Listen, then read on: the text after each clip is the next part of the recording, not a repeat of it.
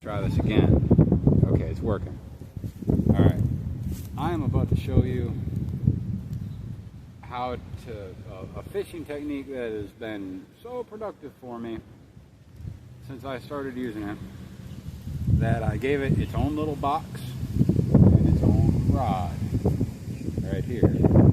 First, I'm going to show you how to fish it. Then I'm going to show you what it consists of. Yo, I swear, if this wind fucking blows my ship. But anyway, I'm going to try to catch a fish on it on camera, maybe. So, that wind ain't my friend. I casted it out where I wanted it. There's this little island in this pond. Usually there'd be a bass. And now I just let it sit there. So, never gonna show my face, my full face on this channel. Not that everybody knows who I am anyway, but it makes me feel better. So, I casted it and I let it sunk. And then every once in a while, I'm just going to give it a couple little pops. Tiny little pops. I'm only moving the rod like 6 inches, maybe.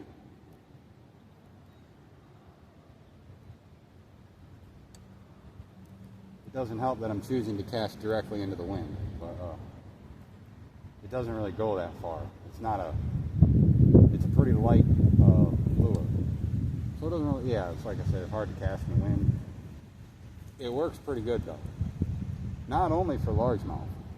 I've caught smallmouth and steelhead, a couple steelhead on it, and caught catfish, white bass, like everything will eat this.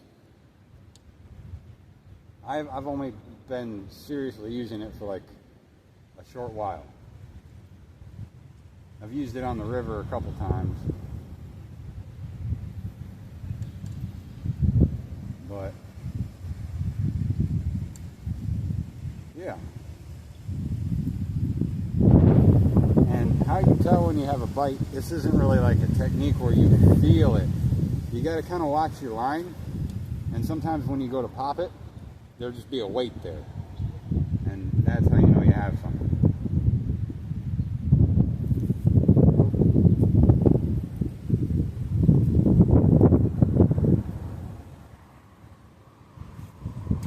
Oh, something fucking tried to do that. Damn, man. That fucking sucks. Something tried to eat it right when I was pulling it out. See if I can get him to come back for it.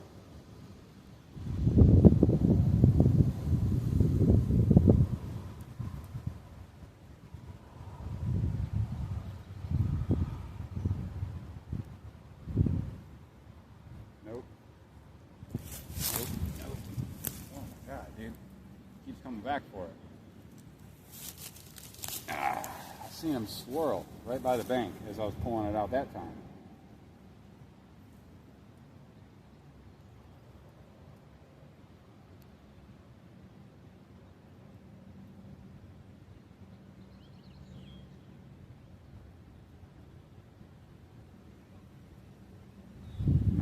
Come back for it. Alright, let's try to get a better cast going. That's not much better. Man. It doesn't help that I chose the windiest fucking day of the year to do this. But it's been really effective for me. I'm going to turn the camera off until I have one on.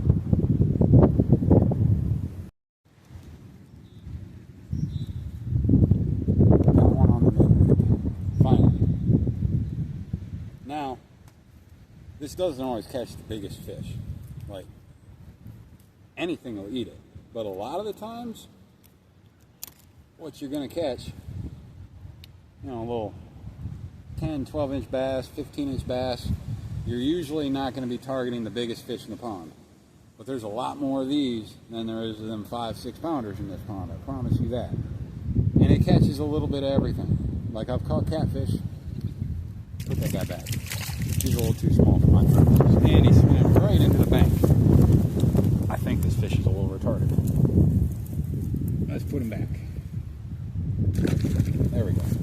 A little too small for my purposes.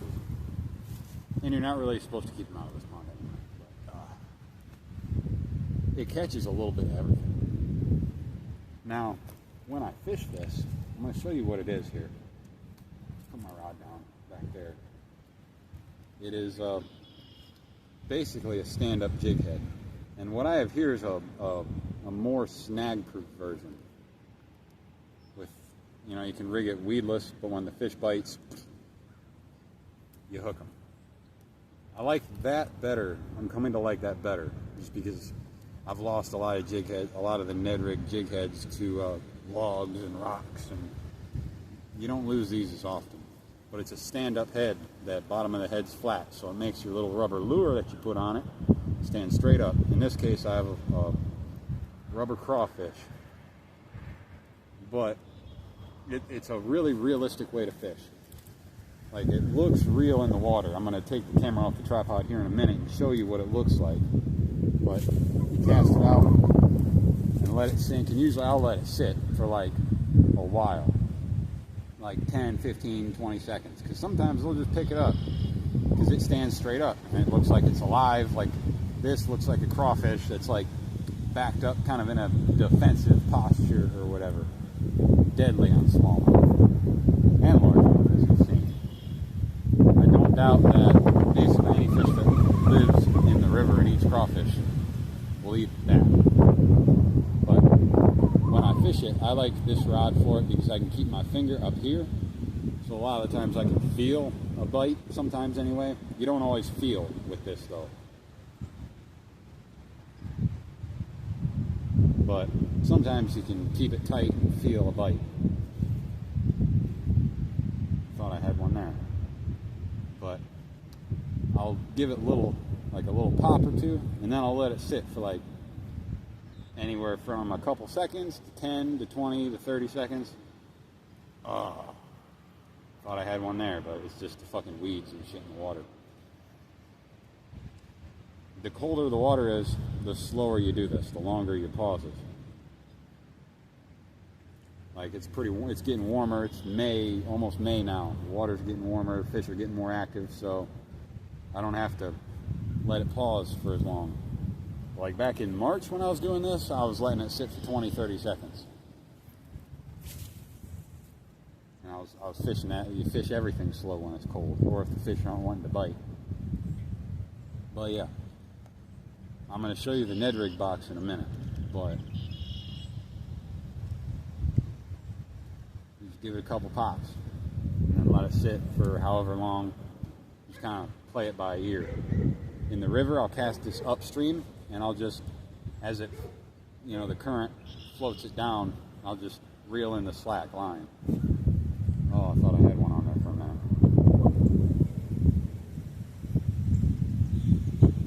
But it's a really slow, boring way to fish, but it is effective, and it's simple. And it catches a little bit of everything. Caught big bluegill on this, catfish, steelhead, bass, smallmouth, largemouth. I wouldn't doubt that a carp would hit this.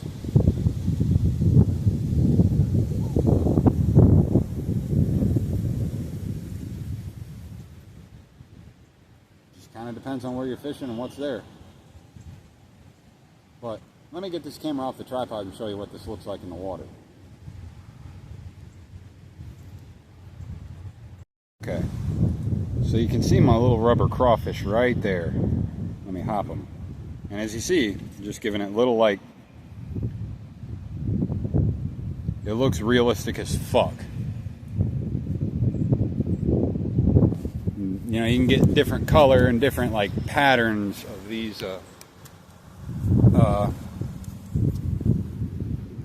know, rubber lures. I don't really, it matters, but I don't really think it matters to the degree that others think it matters. Clear water like this, I'll go with something that's kind of a natural color, and if I'm fishing dirty water, I go with something that is either dark or something that is, kind of brighter, just either or. But yeah, I'll show you guys the Ned rig box and some of the stuff that I have for this.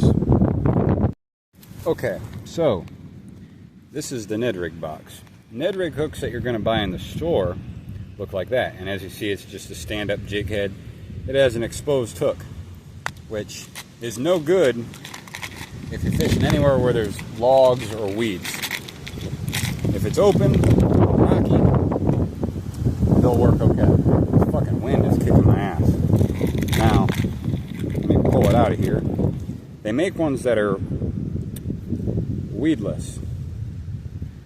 I find I only have one of these left, and they came in a pack of 5. They're not weedless. Not weedless enough. I think that they kind of stop you from hooking the fish as well with that wire. Now I have these, which is what I have tied on that rod. Oh. Holy fucking shit. This wind is kicking my ass. But anyway, they allow you to rig it weedless. I'm going to show you how to do that. You can get these on Amazon for not much money. They're pretty cheap, and you get a lot of them. Come in all like a variety pack with all them different colors. But I have all kinds of little, short little fucking rubber worms. This one rattles. I've had those forever. But I have all kinds of different colors. These ones look like little minnows with the tail. Not that it matters.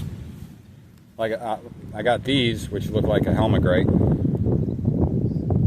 Pretty killer on the river for smallmouth.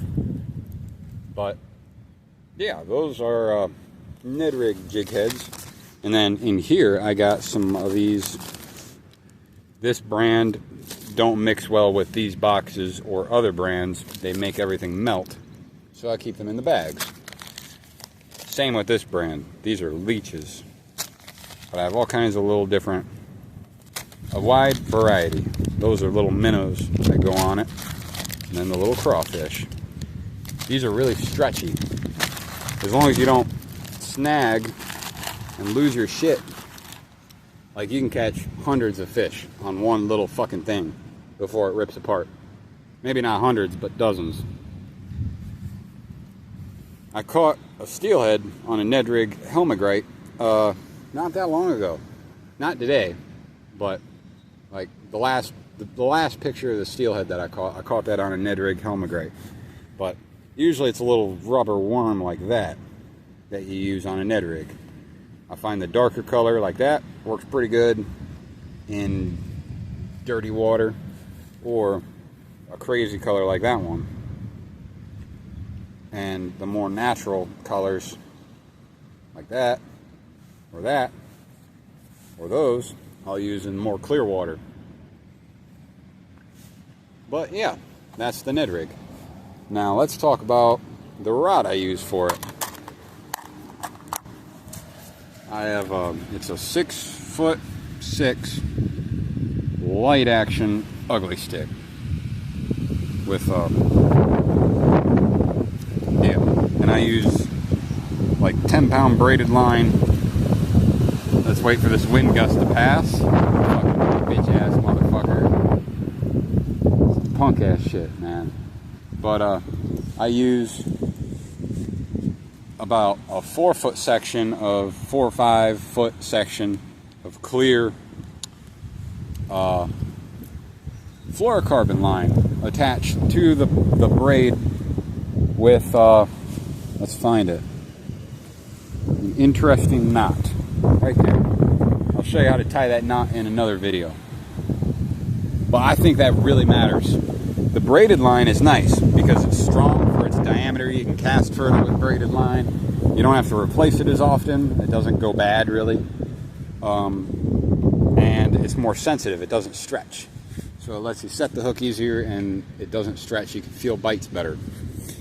But it has a color to it. In clear water, I swear, if you're using plain braid in clear water, you're missing a lot of fish. That'll scare them. So learn how. I'm going to show you how to tie that knot. And off your braid, always use a clear leader if you're fishing in clear water.